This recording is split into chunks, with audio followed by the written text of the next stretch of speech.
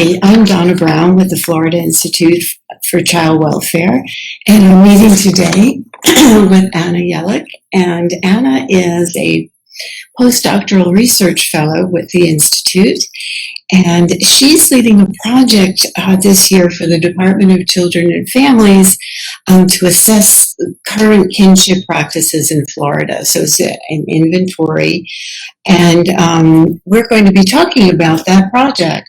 So welcome, Anna, and I thought if you could just start off by telling us a bit about the project and what you're going to accomplish. Sure. Thanks, Donna, for having me today. So the Inventory of Services for Kinship Caregivers in Florida is a project that's sponsored by the Department of Children and Families, which is our lead child welfare agency here in Florida. And really what the department is looking for is a way to identify the areas or the regions across Florida that have well-developed policies or practices regarding kinship families. The Family First Prevention Services Act is a bipartisan bill that was passed that's going to be implemented this year that really prioritizes kinship care among our foster youth, and there's an urgency then among our child welfare agencies that has emerged to prepare and assist our kinship caregivers for this enormous responsibility. You know, taking care of children is a real priority, and making sure that children are safe and they are in permanent and stable households. So the idea around promoting kinship care really comes from the idea that children are best with their families, and keeping children in the least restrictive and most family-like settings really can reduce some of the trauma that these children experience when they are placed in foster care. So there are programs that are being promoted called Kinship Navigator Programs, and these aid kinship caregivers with navigating the complex system of child welfare, and they often have like a dedicated child welfare professional who supports and assists the caregivers with identifying financial support, identifying social supports, education supports for their kin youth, and also connect them with services such as case management services, legal services, mental and medical health services, and dental health services. So really these kinship Navigator programs are being promoted so that our kin families can really get the services that they need. So the Kinship project is aiming to address the question, what are the current kinship practices throughout Florida? And really what the department is interested in is knowing which areas of Florida have Kinship Navigator programs or Kinship Navigator-esque programs, and then which areas of Florida are maybe ready for these programs to be implemented, and then the areas of Florida that maybe need additional support or resources to kind of boost their kinship policies or kinship practices. So that's really kind of what we're doing. Oh, yeah, it sounds like a great project. Yeah, I'm really excited about it. I know that you've kind of explained the goals of the inventory. And I wondered how the new federal legislation for the Family First Prevention Services Act, you know, what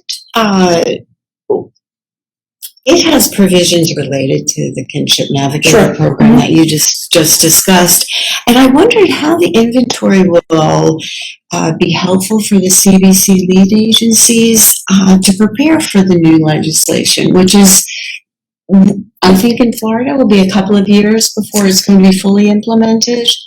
I believe so as well. Yeah, I think we took the buyout, the 2-year kind of buyout, so that we give some time to prepare our system for the new legislative act. One of the things for viewers that aren't in Florida is that Florida has kind of a privatized child welfare system. So our Department of Children and Families is our state agency that really deals with the investigative components of child welfare. But then we outsource our case management services and our service array development to what are called community-based care agencies, so CBCs. You hear that term a lot here in Florida. And these agencies are private agencies that deal with, the services for a specific area in Florida. So we have 17 lead agencies that are around the state of Florida. And really, they, like, for example, the Miami-Dade kind of area has a dedicated CBC for that area. And we up here in Leon County have a dedicated CBC for our area. And so it's really this idea of being able to prioritize what's going on in your area. So to that respect, I think the department is really looking for an understanding of what's going on more globally across the state, and figuring out which of these areas, which of the circuits or which of the agencies have these well-defined and well-developed kinship programs or kinship services. Since the goal is to have a Kinship Navigator program throughout Kinship Navigator programs throughout the state, we want to see where everyone is at. And with the new federal legislation that just came down, these Kinship Navigator programs must meet this promising, supported, or well-supported kind of definition of a program or of a practice. And so with that in mind, I think really the department is interested in seeing how we can get maybe the areas that are not ready for a Navigator program up to be ready, so that when FFPSA, that Family First Prevention Services Act, is finally implemented fully, we're ready across the state. So that's kind of, I think, the main pieces. And I think the lead agencies, so that those CBC lead agencies, I think they are ready and willing to kind of look at developing these programs, but some areas are going to need more support than others. And, and so I think that's kind of what the department is looking at right now. Okay. So for every lead agency throughout the state, this act is going to require that they have a evidence-based Kinship Navigator program. Right. I think that's partly because of the desire for maybe not the full evidence base, but a desire that our programs and our policies that are being supported and federally funded have some scientific rigor behind them, so that we're not just implementing projects or implementing programs that may meet some kind of guideline, but that they really do have this the scientific rigor behind them. Right. And there's like a consistency. Exactly. Yeah. All right, great. And so I know you haven't, started really with developing the project, or implementing the project, I should say. But what do you see at this point from the research that kinship families are really lacking? As far as support, because I'm assuming that part of this legislation is the push is because there's a need for kinship families. Yeah, excuse me. I think that's a great question, and I kind of going to go about it in maybe a little bit of a roundabout way. So we, as child welfare researchers, or just if you're interested in children and family well-being at all, you know that there are so many factors that impact families and children, that one of the biggest challenges for child welfare agencies is to address the needs of our kinship families that form informally. I think we will be we'll be in place to address the formal kinship formation. So the formal kinship caregiver arrangements are going to be those arrangements that are formed because of a judge saying, yes, you can go live with grandma, or you can live with aunt and uncle. The the department and case management will be involved in those families from day one. The children will have a case manager, families will have case managers. So I think we will be well suited to handle these families. I think the families that form informally, so these are going to be families that maybe a mom or a dad realizes that they need some respite care, or they need grandma to help out. Those kind of informal, not legal arrangements are going to be the families that are most in need.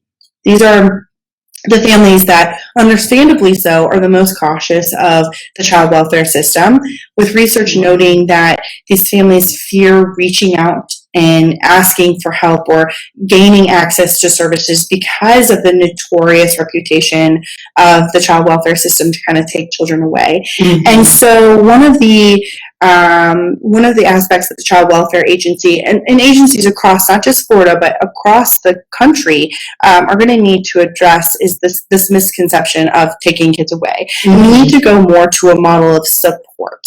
So we're going to encourage our providers to accept and help our informal kinship arrangements as they would help our formal kinship arrangements.